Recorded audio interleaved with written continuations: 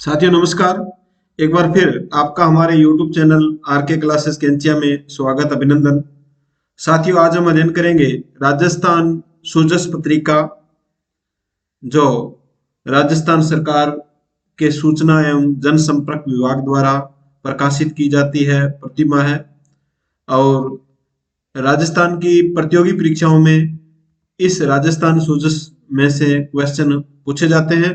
हाल ही में राजस्थान सूजस पत्रिका से क्वेश्चन पूछे गए हैं और नेक्स्ट जो भी प्रतियोगी परीक्षाएं होगी उनमें राजस्थान सूजस पत्रिका से क्वेश्चन अवश्य पूछे जाएंगे। तो आप राजस्थान सूजस पत्रिका को अच्छी तरह पढ़ें। इसकी पीडीएफ आपको एग्जाम विजन टेलीग्राम चैनल पर उपलब्ध हो जाएगी। इसकी इस अंक में हम देखो क्या पढ़ेंगे। इस अंक में लोक जीवन, उन्नत बीज, प्रदेश में बुआई, कृषि मंडियां, सहकारी सहयोग, सोयाबीन बीज, खेती किसानी, फ्री रेटल स्कीम, सहकारी ऋण योजना, बूंदी में सब्जी, सात समंदर, जोधपुर हैंडीक्राफ्ट इसके बारे में हम पढ़ेंगे। और फोक मीडिया, किचन गार्डन, राजस्थान की गौरवमयी एजुकेशन हब, विद्यालय शिक्षा राजस्थान, राज्य विश्वविद्यालय, चिकित्सा शिक्षा, लोकतंत्र योजना, सफलता की कहानी, लोक रंग, लोक संस्कृति, कोरोना से बचाव, धरोहर आदि हम इस अंक में इन बिंदुओं पर हम अध्ययन करेंगे। तो सबसे पहले देखते हैं, इसमें देखिए राजस्थान स्मार्ट सिटी जो मिशन भारत सरकार ने चलाया था, smart city mission. Smart city mission में राजस्थान देश में प्रथम स्थान पर है। स्मार्ट सिटी मिशन के अंतर्गत राजस्थान देश में प्रथम स्थान पर है, ये आपको याद रखना है। बिजली बिल में अतिरिक्त अनुदान सरकार के द्वारा दिया गया है।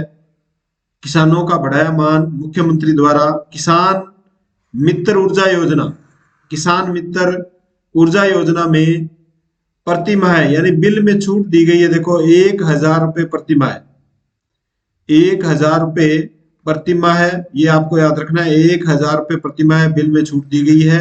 और अधिकतम जो राशि है वो 12,000 रुपये वार्षिक अनुदान है, वो सरकार के द्वारा दिया जाएगा किसानों को बिजली बिल के भुगतान करने पर।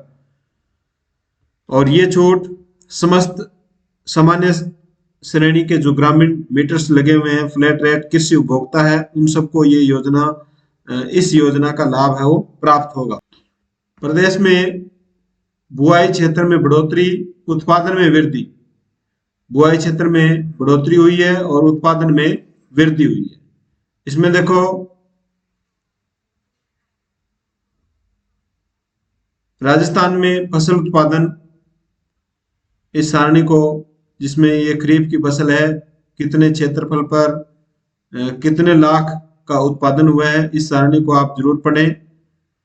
और रबी की फसल का क्षेत्रफल और उत्पादन, इन फसलों का कितने क्षेत्रफल पर इनको बोया गया था और कितना इनका उत्पादन होता है, इस सारणी को आप जरूर देखें। नेक्स्ट देखिए, इस सारणी को देखिए, देश में स्थान, फसल और उत्पादित प्रतिशत, उत्पादन का कितना प्रतिशत है, कौन सी फसल है और देश में उसका स्थान कौन सा है। जैसे बाजरा देश में राजस्थान का प्रथम स्थान है, सरसों इसका भी प्रथम स्थान है, ग्वार, मोटा अनाज, इन सब का देश में प्रथम स्थान है। और देश में जो कुल उत्पादन होता है उसका ये प्रतिशत है। इसी प्रकार दूसरा स्थान है तिलहन, दलहन, मूंगफली, इनका ये प्रतिशत है। तृतीय स्थान चना, सोयाबीन का है, ये इनके प्रतिशत है। चतुर्थ खाद्यान्न और पंचम ज्वार गेहूं, यानी गेहूं है वो पांचवा स्थान है गेहूं उत्पादन में, ये आप याद कर लेना। देखो गेहूं उत्पादन में राजस्थान का पांचवा स्थान है। नेक्स्ट देखिए, कृषि मंडियों में बदली किसान की तकदीर। इसमें देखो महत्वपूर्ण बिंदु है, राजस्थान राज्य कृषि विपणन बोर्ड, इसकी स्थापना पूछी जाती है। राजस्थान राज्य कृषि विपणन बोर्ड की स्थापना कब हुई? 1974 में। राजस्थान राज्य कृषि विपणन बोर्ड की स्थापना 1974 में हुई। प्रदेश में अभी 247 मंडियां, ये आपको याद रखना है, 247 मंडियां हैं।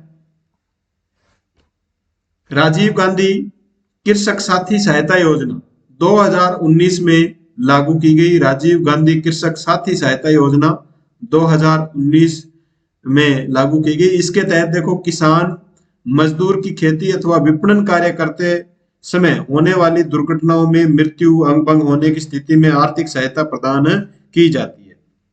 साथियों, ये आरएस मेन के लिए भी अति महत्वपूर्ण पत्रिका है, इसमें से क्वेश्चन पूछे जाते हैं।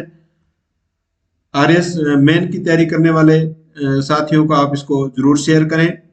किसान कलेवा योजना, किसान कलेवा योजना देखो, इसमें ये आपको ध्यान रखना है, 5 रुपए में पौष्टिक भोजन उपलब्ध करवाया जाता है कृषि मंडी के अंदर।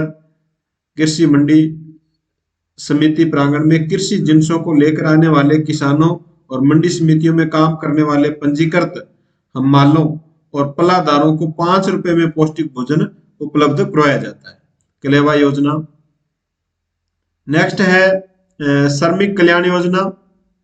श्रमिक कल्याण योजना में देखो, ये भी महत्वपूर्ण है, श्रमिक कल्याण योजना।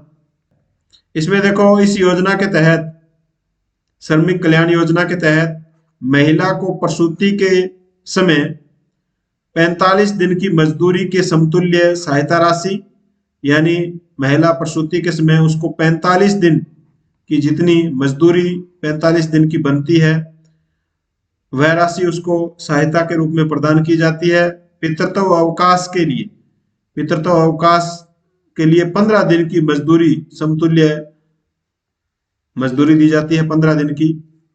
पिता को 15 दिन की और माता को 45 दिन, ये आपको याद रखना है।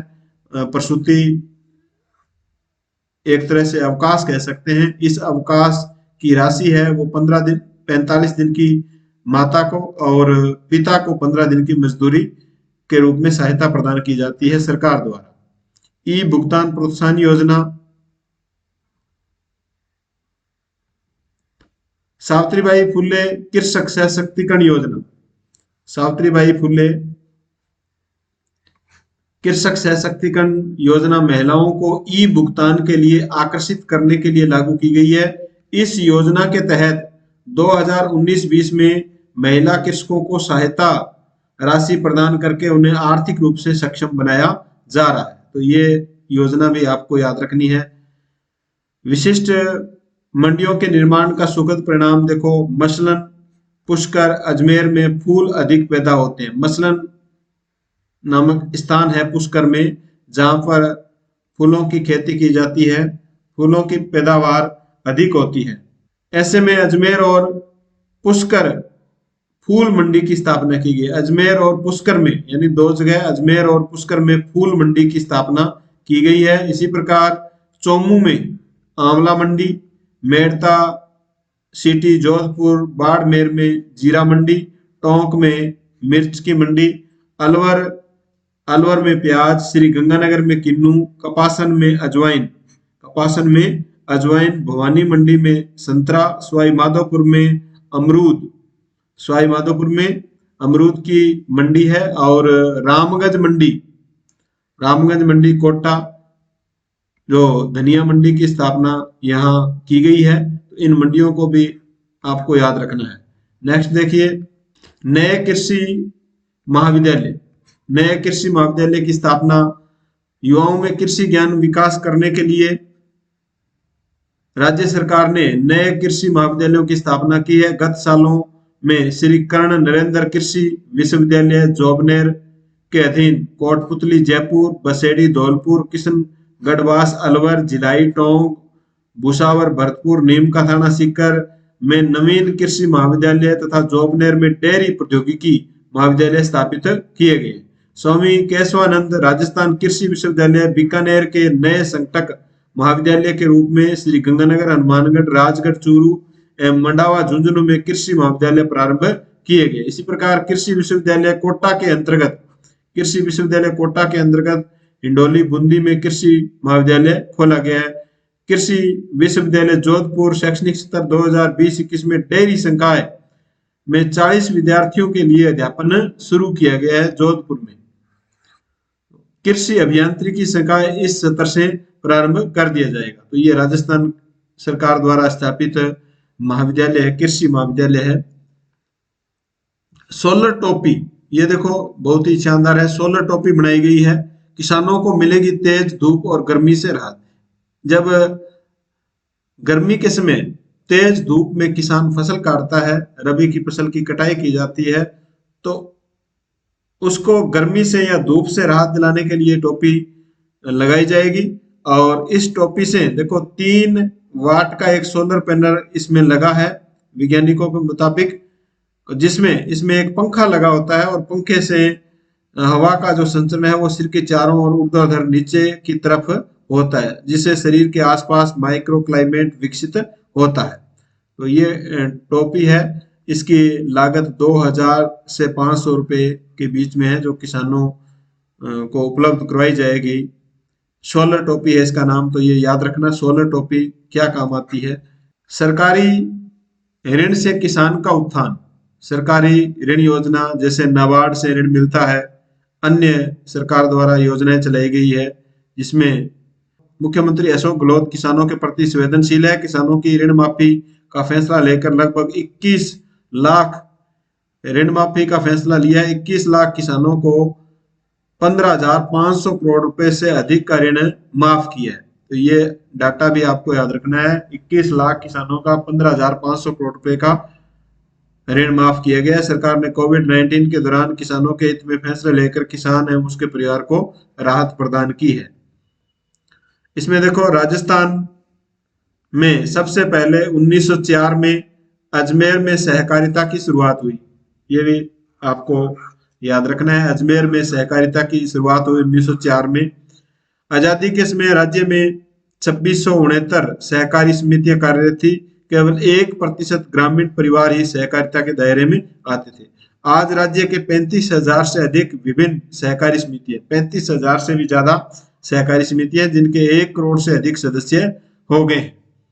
बैंक 29 केंद्रीय सहकारी बैंकों व 6,700 से अधिक ग्राम सहकारी समितियों की स्थापना हो चुकी है। तो वर्तमान में कितने केंद्रीय सहकारी बैंक है? 29 केंद्रीय सहकारी बैंक है, ये आपको याद रखना है। और 6,700 से भी अधिक ग्राम सेवा सहकारी समितियों की स्थापना की गई है। इसमें देखो दीर्घकालीन कृषि ऋण है वो प्रदान किए जाते हैं। किसानों को दीर्घकालीन कृषि ऋण राजस्थान राज्य सहकारी भूमि विकास बैंक के माध्यम से प्राथमिक भूमि विकास बैंकों द्वारा दिया जाता है। राजस्थान राज्य सहकारी भूमि विकास बैंक की स्थापना 26 मार्च 1957 को हुई। ये याद रखना है आपको। राजस्थान राज्य सहकारी भूमि विकास बैंक की स्थापना 26 मार्च 1957 को हुई। जिला तहसील स्तर पर 36 प्राथमिक भूमि विकास बैंक कार्यरत है। ये आपको याद रखना है, 36 प्राथमिक भूमि विकास बैंक है वो कार्यरत है। नेक्स्ट देखिए, जोधपुर में जो हैंडीक्राफ्ट है उसके बारे में इसमें बताया गया। देखो, जोधपुर की स्थापना राव जोधा के द्वारा 1459 में हुई और जोधपुर को culture of capital of Rajasthan, Rajasthan की सांस्कृतिक राजधानी के बारे में पूछा जाए तो वह है जोधपुर। उमेद प्लेस, मेहरानगढ़ फोर्ट, चामुंडा माता का मंदिर मेहरानगढ़ फोर्ट में है, चामुंडा माता का मंदिर, और इसे ब्लू सिटी भी कहा जाता है। जोधपुर को ब्लू सिटी भी कहा जाता है।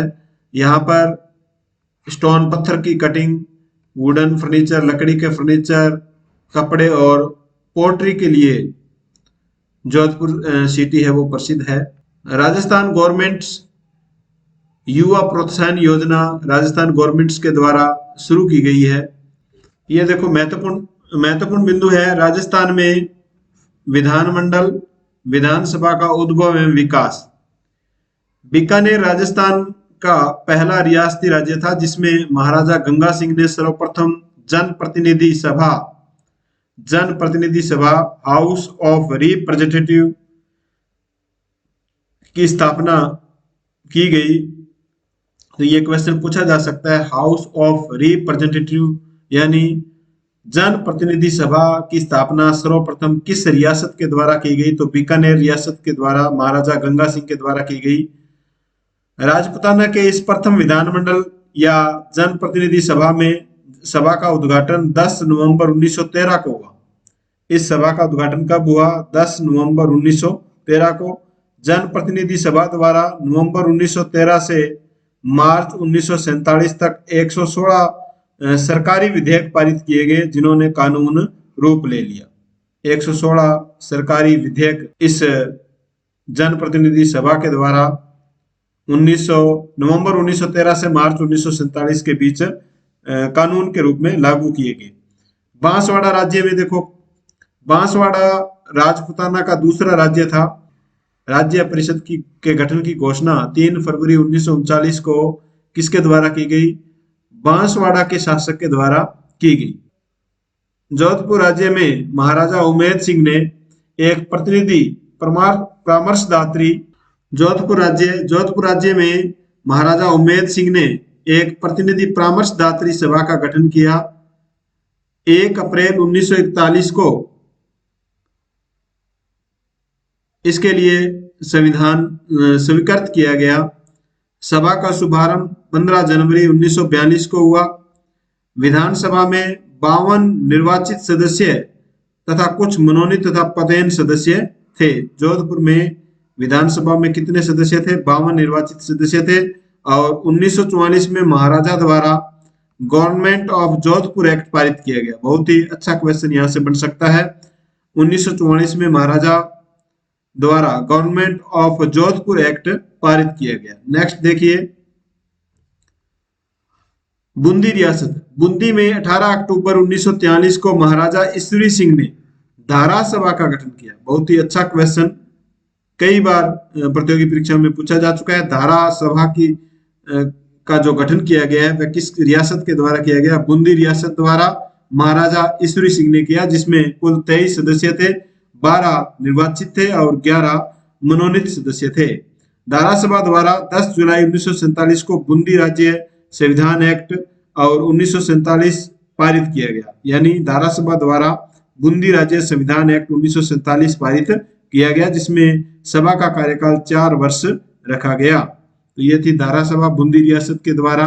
इसी प्रकार डूंगरपुर रियासत में 1918 में महारावल ने एक राज शासन सभा का गठन किया। एक राज शासन सभा का गठन किसके द्वारा किया गया? डूंगरपुर रियासत के महारावल के द्वारा किया गया। जयपुर के महाराजा मान सिंह द्वितीय ने 1 जून 1944 को कॉन्स्टिट्यूशन एक्ट 1 जून 1944 को constitution act the government of Jaipur act 1944 पारित किया। इस अधिनियम में एक द्विसदनीय विधायिका का प्रावधान था, जिसमें एक प्रतिनिधि सभा थी और दूसरा सदन है वो विधानसभा थी। तो ये आपको याद रखना है। जयपुर राज्य, और जयपुर राज्य में सदस्यों की संख्या फिर है उदयपुर मेवाड़ रियासत। श्री कन्हैयालाल माणिक्यलाल मुंशी ने मई 1947 में मेवाड़ रियासत का संविधान तैयार किया, जिसे महाराजा द्वारा यथारूप 27 मई 1947 को अनुमोदित किया गया। इसमें वयस्क मताधिकार द्वारा निर्वाचित विधायिका का प्रावधान था। मेवाड़ विधायिका 56 सदस्यीय थी। मेवाड़ जो विधायिका है वह 56 सदस्यीय थी, मेवाड़ विधायिका। नेक्स्ट है टोंक रियासत। टोंक रियासत के लिए 25 सदस्यीय, 12 निर्वाचित और 13 मनोनीत मजलिस ए आम। देखो टोंक में मजलिस ए आम का गठन 3 फरवरी 1941 में किया गया। बहुत ही अच्छा क्वेश्चन यहां से बनेगा। मजलिस ए आम का गठन 3 फरवरी 1941 को कौन सी रियासत में किया गया? टोंक रियासत में किया गया। राजस्थान की प्रथम विधानसभा 1952। बहुत ही अच्छा क्वेश्चन देखो, राजस्थान की प्रथम विधानसभा 1952 से 1957। राजस्थान की प्रथम विधानसभा 29 मार्च 1952 को चुने हुए प्रतिनिधियों द्वारा शपथ लिए जाने के साथ अस्तित्व में आई प्रथम विधानसभा के गठन की अधिसूचना। अधिसूचना प्रथम विधानसभा का गठन तो देखो 29 मार्च 1952 को, और इसकी अधिसूचना 23 फरवरी 1952 को जारी की गई। पहली विधानसभा 1952 से 57 में थी, जिसमें सदस्यों की संख्या 160 थी। देखो बहुत ही अच्छा क्वेश्चन है। पहली विधानसभा में सदस्यों की संख्या कितनी थी? 160 थी। और तत्कालीन अजमेर राज्य का राजस्थान में विलय नवंबर 1956 में हो जाने के बाद इसकी सदस्य संख्या बढ़कर के कितनी हो जाती है? 190। यानी 1956 में नवंबर 1956 में इसकी सदस्य संख्या 190 हो जाती है। ये भी आपको याद रखना है। प्रथम विधानसभा के 5 साल के कार्यकाल में 3 मुख्यमंत्री रहे। प्रथम विधानसभा का जो कार्यकाल था उसमें 52 से कब तक था? ये 52 से 57 तक। 52 से 57 तक का जो कार्यकाल था उसके दौरान 52 से 57 तक का जो कार्यकाल था उसमें 3 मुख्यमंत्री बने। बहुत ही अच्छा क्वेश्चन यहां से बन सकता है। देखो टीकाराम पालीवाल, जयनारायण व्यास, मोहनलाल सुखाड़िया। प्रथम विधानसभा के अध्यक्ष श्री नरोत्तम लाल जोशी थे। बहुत अच्छा क्वेश्चन, कई बार प्रतियोगी परीक्षा में इसको पूछा जा चुका है। उपाध्यक्ष श्री लाल सिंह शेखावत, ये भी आपको याद रखना है, उपाध्यक्ष पूछ लिया जाता है। सरकारी मुख्य सचेतक प्रथम श्री मथुरादास माथुर थे तथा नेता प्रतिपक्ष जसवंत सिंह थे। और श्री मनसाराम पुरोहित प्रथम विधानसभा के दौरान सचिव के पद पर कार्यरत थे। बहुत ही अच्छा क्वेश्चन है ये, वेरी वेरी इंपॉर्टेंट क्वेश्चन। देखो प्रथम विधानसभा के दौरान सचिव के पद पर कौन कार्यरत थे? श्री मनसाराम पुरोहित। प्रथम विधानसभा के आम चुनाव में कोई भी महिला प्रत्याशी जीतकर विधानसभा में नहीं पहुंची। ये भी आपको याद रखना है। प्रथम विधानसभा के आम चुनाव में कोई भी महिला प्रत्याशी जीतकर विधानसभा में नहीं पहुंची, लेकिन उपचुनाव होते हैं उसके बाद में प्रथम विधानसभा में ही। बांसवाड़ा से यशोदा देवी नवंबर 1953 में उपचुनाव जब हुए नवंबर 1953 में, तो यशोदा देवी प्रथम विधायक थी। और कमला बेनीवाल जून 1954 चुनाव में आमेर ए से जीतकर, आमेर, ये बहुत अच्छा क्वेश्चन। देखो कमला बेनीवाल है, उसके बारे में सभी जानते हैं, लेकिन आमेर ए से जीतकर ये विधानसभा पहुंची। ये क्वेश्चन यहाँ इंपॉर्टेंट बन सकता है। राजस्थान की दूसरी विधानसभा 1957 से 62 तक और तीसरी विधानसभा 1962 से 1967 में जो सदस्यों की संख्या थी वह थी 176। नेक्स्ट देखिए, चौथी विधानसभा 1967 से 72, पांचवी विधानसभा 1972 से 77, जिसमें सदस्य संख्या बढ़कर के 184 हो जाती है। कुल 190 में से 84 सदस्य। पांचवी जो विधानसभा है उसमें 184 सदस्य थे। छठी विधानसभा 1977 से 80 के समय विधानसभा के सदस्यों की संख्या 200 हो गई। ये आपको याद रखना है। ये आपको याद रखना है। छठी विधानसभा के दौरान विधानसभा के सदस्यों की संख्या, क्वेश्चन पूछा जाएगा कौन सी विधानसभा के समय विधानसभा सदस्यों की संख्या 200 हो गई थी, तो आपको बताना है छठी विधानसभा। 15वीं विधानसभा 2018 से निरंतर आज तक कितनी संख्या है? 200 ही संख्या बनी हुई है। प्रथम विधानसभा की शुरुआत 29 मार्च 1952 को मान सिंह टाउन हॉल जयपुर में हुई। 2001 में लाल कोठी स्थित नए विधानसभा भवन में इसे स्थानांतरित कर दिए गए। नया भवन है वो कब बना है? 2001 में। तो ये सभी फैक्ट आपको याद रखने हैं, बहुत ही इंपॉर्टेंट फैक्ट है। स्मार्ट सिटी में आपको पता है राजस्थान का देश में प्रथम स्थान है स्मार्ट सिटी में। स्मार्ट सिटी योजना की इसी रफ्तार के कारण अजमेर देश में 21वें स्थान पर है। और राज्य में देखो अजमेर है वो स्मार्ट, देश में इसका 21वां स्थान है, तो अच्छी तरह याद कर लेना। वर्धमान महावीर खुला विश्वविद्यालय की स्थापना 23 जुलाई 1987 को की गई थी। ये वर्धमान महावीर खुला विश्वविद्यालय की स्थापना, यानी इसमें राजस्थान सूचस में जो फैक्ट आते हैं वो पूछे जाते हैं, इसलिए हमें ये याद करना पड़ेगा। वर्धमान महावीर खुला विश्वविद्यालय की स्थापना कब की गई? 23 जुलाई 1987 को इसकी स्थापना की गई। और इसमें 7 क्षेत्रीय केंद्र स्थापित किए गए हैं, 82 अध्ययन केंद्रों की स्थापना की गई है। पीएचडी आदि को मिलाकर के 65 से ज्यादा कार्यक्रमों का संचालन वर्धमान महावीर खुला विश्वविद्यालय के द्वारा किया जा रहा है। संचालन, इन कोर्सों का संचालन किया जा रहा है। नेक्स्ट देखिए,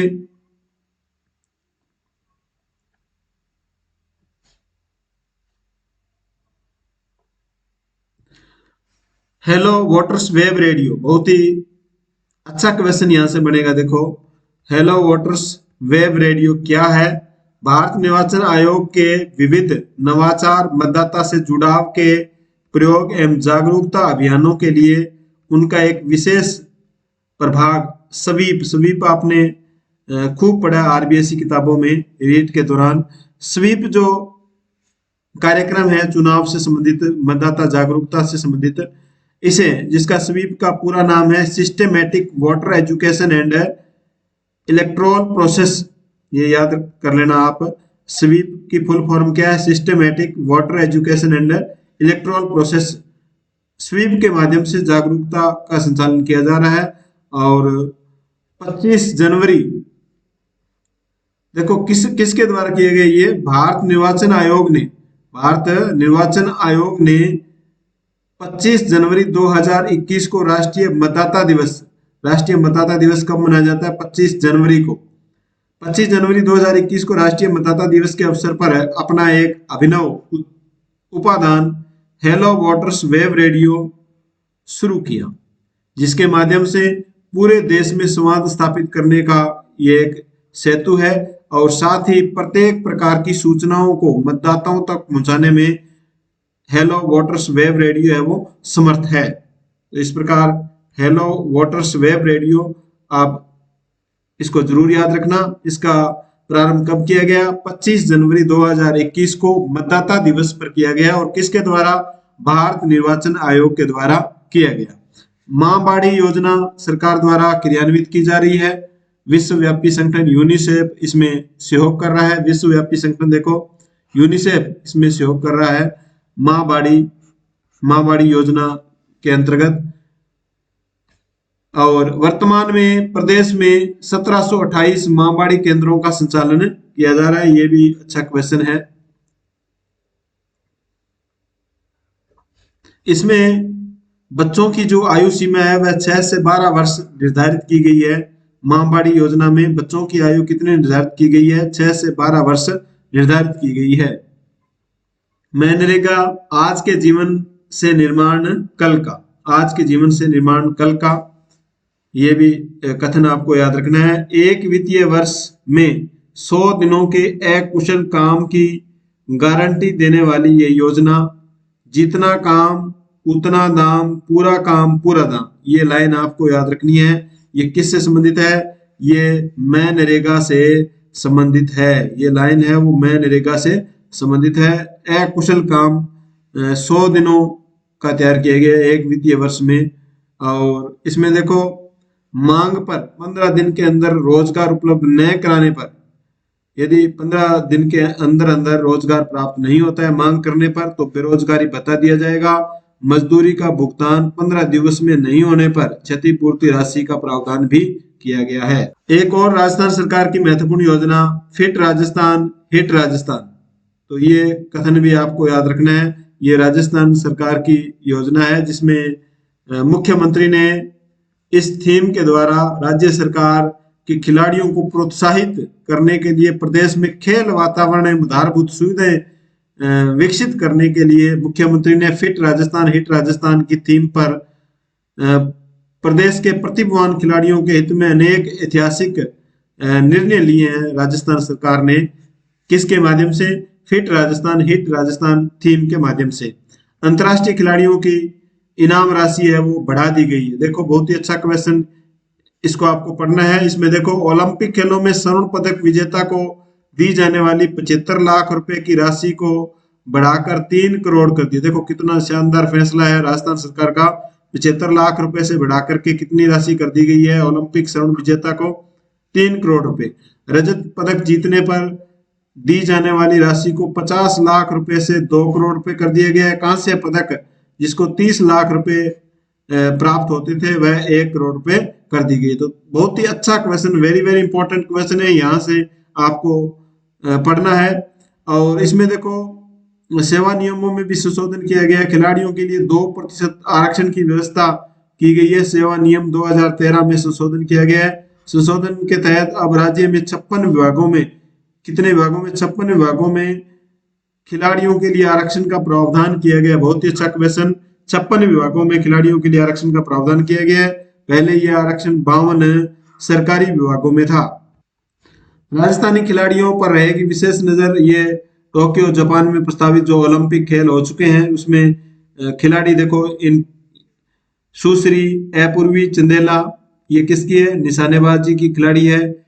दिव्यांश सिंह पंवार निशानेबाजी, अर्जुन लाल जाट नौकायन, सुश्री भावना जाट एथलीट, इनको याद रखना है कौन किसका खिलाड़ी है। श्री सुंदर गुर्जर एथलेटिक्स, देवेंद्र जाजड़िया एथलेटिक्स, श्री कृष्णा नागर बैडमिंटन, सुश्री अवनी लखेरा निशानेबाजी देश का प्रतिनिधित्व करने के लिए चयनित किए गए। धन्यवाद साथियों। आपने जुलाई 2021 सूचस पत्रिका का अध्ययन किया। ये पत्रिका, इस पत्रिका की पीडीएफ आपको एग्जाम विजन टेलीग्राम चैनल पर उपलब्ध हो जाएगी। आप टेलीग्राम चैनल ज्वाइन कर लें, वहां से इसकी पीडीएफ आपको प्राप्त हो जाएगी। और इस पीडीएफ को, पूरी पीडीएफ को आप जरूर पढ़ें। धन्यवाद।